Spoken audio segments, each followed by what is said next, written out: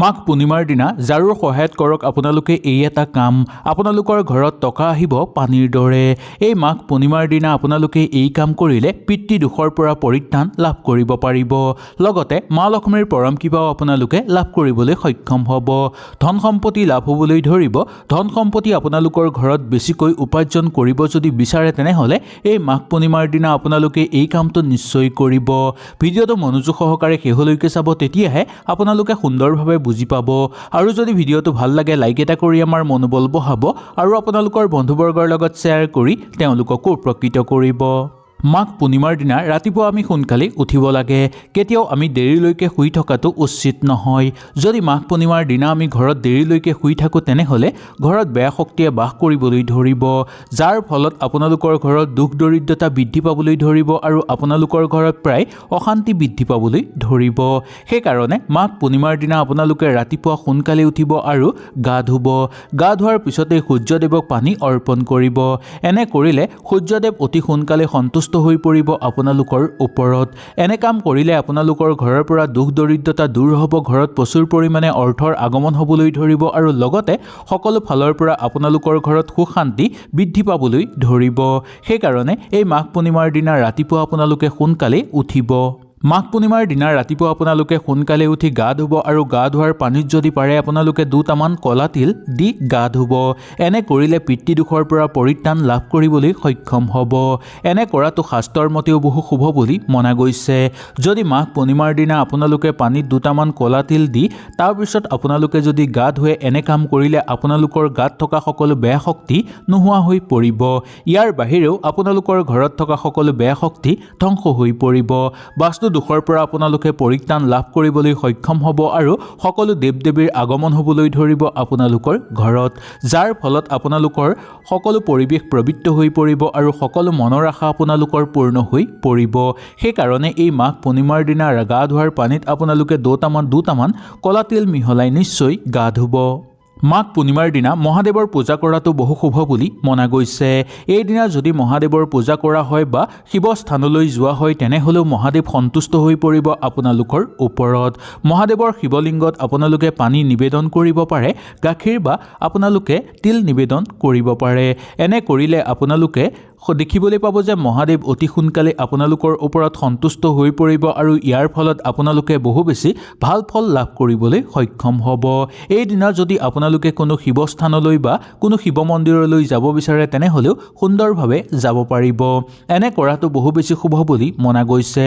যদি আপোনালোকৰ ঘৰৰ ওচৰত কোনো শিৱস্থান নাই তেনেহ'লে ঘৰতে আপোনালোকে কোনো শিৱ ফটোত বা শিৱ মূৰ্তিত আপোনালোকে জল অভিষেক কৰিব পাৰে বা গাখীৰ বা কিবা অভিষেক আপোনালোকে কৰিব পাৰে।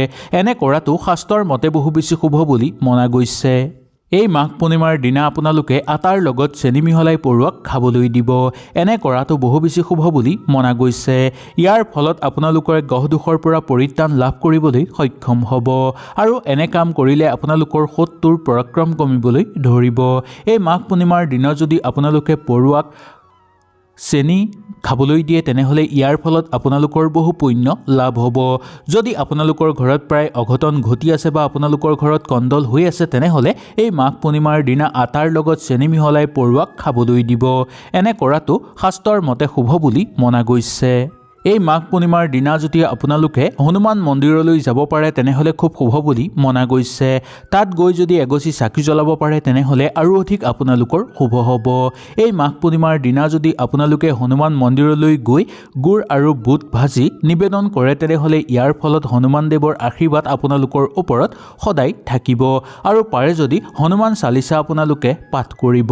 এনে কৰাটো শাস্ত্ৰৰ মতে খুব শুভ বুলি মনা গৈছে আৰু এগছি আপোনালোকে চাকি জ্বলাব। এনে কৰিলে হনুমান দেৱৰ পৰম আশীৰ্বাদ আপোনালোকৰ ওপৰত পৰিব, যাৰ ফলত আপোনালোকৰ ঘৰৰ পৰিৱেশ শক্তিশালী হৈ পৰাৰ উপৰিও আপুনিও শক্তিশালী হৈ পৰিব। এনে কৰাটো শাস্ত্ৰৰ মতে বহু বেছি শুভ বুলি মনা গৈছে। মাঘ পূৰ্ণিমাৰ দিনা আপোনালোকৰ নিজৰ সাধ্য অনুসৰি কাৰোবাক যদি অন্ন দান কৰিব বিচাৰে তেনেহ'লে সুন্দৰভাৱে অন্ন দান কৰিব পাৰে। অন্ন দান কৰাটো শাস্ত্ৰৰ মতে এনেও বহু বেছি শুভ বুলি মনা গৈছে। বেলেগ দিনত কৰিলেও আপোনালোকৰ একো ক্ষতি নহয়, কিন্তু এই মাঘ পূৰ্ণিমাৰ দিনা বিশেষভাৱে যদি আপোনালোকে কাৰোবাক অন্ন দান কৰে তেনেহ'লে ইয়াৰ ফলত আপোনালোকে বহু পুণ্য লাভ কৰিব পাৰিব।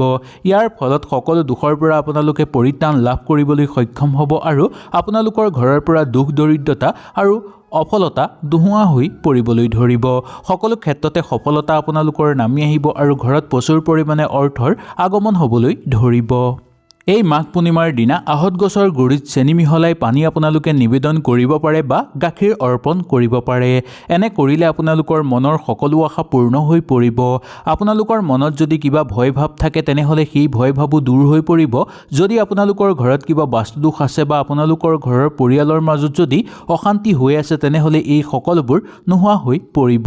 সেইকাৰণে মাঘ পূৰ্ণিমাৰ দিনা আহঁত গছৰ গুৰিত চেনি মিহলোৱা পানী বা চেনি মিহলোৱা গাখীৰ নিবেদন কৰিব। এনে কৰাটো বহু বেছি শুভ বুলি মনা গৈছে। মাঘ পূৰ্ণিমাৰ দিনা জাৰুদি কৰক আপোনালোকে এই এটা কাম। দেখিবলৈ পাব যে আপোনালোকৰ সকলো সমস্যা সমাপ্ত হৈ পৰিব। ধন সম্পত্তিৰ লগত যদি আপোনালোকে বহু বেছি কষ্ট ভোগ কৰি আছে বা বহু দিনৰ পৰা কিবা কাম কৰিবলৈ চেষ্টা কৰি আছে, কৰিব পৰা নাই, কোনো শত্ৰুৱে আপোনাক ক্ষতি কৰিব বিচাৰি আছে, তেনেহ'লে এই পুৰণা জাৰুৰ সহায়ত কৰক আপোনালোকে এই এটা কাম। বিশেষ একো কৰিবলগীয়া নাই। পুৰণা জাৰুডাল এই মাঘ পূৰ্ণিমাৰ দিনা আপোনালোকে নি আহঁত গছৰ গুৰিত থৈ আহক আৰু ঘৰলৈ এডাল নতুন জাৰু কিনি আনক। এনে কৰাটো শাস্ত্ৰৰ মতেও বহু শুভ বুলি মনা গৈছে। ঘৰলৈ জাৰুডাল কিনি অনাৰ পিছত সেই জাৰুডালত গংগাজল ছটিয়াই পবিত্ৰ কৰি ল'ব আৰু বিশুদ্ধ দোল এডাল আপোনালোকে বান্ধি ল'ব। এনে কৰিলে আপোনালোকৰ ঘৰলৈ শুভ প্ৰভাৱ নামি আহিব আৰু এই জাৰুৰ লগতে মা লক্ষ্মী আহি আপোনালোকৰ ঘৰত প্ৰৱেশ কৰিবলৈ ধৰিব। ইয়াৰ ফলত আপোনালোকৰ ঘৰৰ পৰা দুখ দৰিদ্ৰতা দূৰ হৈ পৰিব, ঘৰত ধন সম্পত্তি লাভ হ'বলৈ ধৰিব আৰু সকলো ক্ষেত্ৰতে সফলতা লাভ কৰিব পাৰিব। আপোনাৰ ঘৰত যদি বহুদিনৰ পৰা কোনো লোক বেমাৰত ভুগি আছে তেনেহ'লে এই মাঘ পূৰ্ণিমাৰ দিনা আপোনালোকে কোনো দৰিদ্ৰ মানুহক আটা আৰু গুড় দান কৰক। এনে কৰাটো শাস্ত্ৰৰ মতে বহু শুভ বুলি মনা গৈছে। এনে কৰিলে আপোনালোকে দেখিবলৈ পাব যে আপোনালোকৰ জীৱনত চলি থকা সকলো সমস্যা সমাপ্ত হৈ পৰিব আৰু ঘৰত যি মানুহ বেমাৰত বহুদিনৰ পৰা ভুগি আছে সেই বেমাৰো লাহে লাহে ঠিক হৈ পৰিবলৈ ধৰিব। হনুমান দেৱৰ পৰম আশীৰ্বাদ পাব আপোনালোকে আৰু মহাদেৱৰো পৰম কৃপা লাভ কৰিবলৈ সক্ষম হ'ব। ঘৰত সুখ শান্তি লাভৰ কাৰণে, ঘৰৰ পৰা বেয়া শক্তি দূৰ কৰিবৰ কাৰণে আৰু প্ৰচুৰ পৰিমাণে ধন লাভৰ কাৰণে এই কামটো আপোনালোকে মাঘ পূৰ্ণিমাৰ দিনা কৰক। ৰাতিপুৱা মাঘ পূৰ্ণিমাৰ দিনা সোনকালে উঠিব, গা ধুব আৰু পুৰণা ঝাৰু দি গোটেই ঘৰ সুন্দৰভাৱে চাফা কৰিব। তাৰপিছত আপোনালোকে ঝাৰুডাল নি কোনো শুদ্ধ জেগাত পেলাই দিব। চাব যাতে যে যোন জেগাত ঝাৰুডাল পেলাব সেই জেগা কেতিয়াও লেতেৰা হ'ব নালাগে বা চোৱা পাতনি হ'ব নালাগে। এনে কৰিলে আপোনালোকৰ বহু বেছি পাপ লাগিব। ইয়াৰ বাদে বা এনে কৰিব নোৱাৰিলে আপোনালোকে কোনো গছৰ তলত বা বৰগছৰ তলত নি থৈ আহিব। এই দিনাই আপোনালোকে ঘৰলৈ কোনো নতুন ঝাৰু এডাল কিনি আনক। এনে কৰিলে মা লক্ষ্মীৰ পৰম কৃপা লাভ কৰিবলৈ সক্ষম হ'ব। সেই ঝাৰুডাল কিনি আনি ঘৰত প্ৰৱেশ কৰাৰ আগতেই ঝাৰুডালৰ ওপৰত গংগাজল ছটিয়াই ঝাৰুডাল পবিত্ৰ কৰি ল'ব। তাৰপিছত আপোনালোকে এডাল বগা সূতা বা বগা দোল বান্ধি তাৰপিছতহে ঘৰত ঝাৰুডাল প্ৰৱেশ কৰাব। এনেকৈ কৰিলে মা লক্ষ্মীও আহি সেই ঝাৰুডালৰ লগতে আপোনালোকৰ ঘৰত বাস কৰিবলৈ ধৰিব, যাৰ ফলত আপোনালোকৰ ঘৰত সুখ শান্তি বৃদ্ধি পাবলৈ ধৰিব। আপোনালোকৰ ঘৰত প্ৰচুৰ পৰিমাণে ধনৰ আগমন হ'বলৈ ধৰিব আৰু যদি আপোনালোকৰ ঘৰত বেয়া শক্তিৰ প্ৰভাৱ আছে সেই সকলোবোৰো নোহোৱা হৈ পৰিব। হয়তো আপোনালোকে সুন্দৰভাৱে বুজি পালে। যদি কিবা অসুবিধা পালে নিশ্চয় মোক তলত কমেণ্ট কৰি জনাব। তেনেহ'লে আজিলৈ আপোনালোকৰ ওচৰৰ পৰা বিদায় লৈছোঁ। কালিলৈ পুনৰ আপোনালোকক লগ পোৱাৰ প্ৰতিশ্ৰুতিৰে আজিলৈ নমস্কাৰ।